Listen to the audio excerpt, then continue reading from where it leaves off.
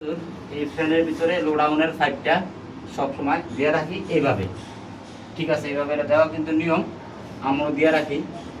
এটা কিন্তু দেওয়ার নিয়ম না, আমরা দেখতে পাচ্ছি এটা কিন্তু চতুর্দিকে গোলাই, এটা কিন্তু কাড়া না।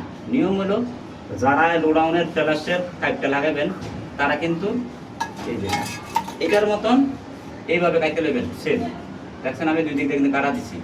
এই দুই দিকটা কাটাটা দিলে আপনার হবে কি, মনে করেন পায়ে ধাক্কা লাগায় কিন্তু এনে বাড়ি খায়। যদি এই কাটাটা যদি না থাকে কিন্তু পানিটা বাড়ি খাইবে, কিন্তু পানিটা আউটও হবে না। তার জন্য আমি এইভাবে এটাকে কাটিয়ে দিচ্ছি, পানিটা কিন্তু আউট হয়ে যাবে। আমি কিন্তু এইভাবে লাগাবো এটা, এই যে দেখতে পাচ্ছেন আপনারা, এই যে এইভাবে এরকম সুন্দর মতো লাগাবো।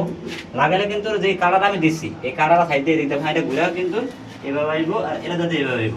আর উপরে নিচে যে সমান টাকাটা দেখছেন, এটা এনো পানি বাড়ি খাইবো আর এনো পানি বাড়ি খাইবো, এই খারাপ হবে পানি বাড়ি খাইবো। আর কাটাটা যে দিচ্ছি আমি এটা দুদিকে ছড়াইবো পানিটা। এইভাবে দিয়ে রাখলে এই লোডাউনের পাইপটা সবচেয়ে উত্তম। এই সোজাভাবে কিন্তু কেউ দিবেন না, সোজাভাবে কিন্তু পানিটা কিন্তু স্পিড করবো না। আশা করি সবাই আমার কথাটা বুঝতে পারছেন। সবাই এরকম দিবেন। সবাই ভালো থাকবেন। আসসালামু আলাইকুম।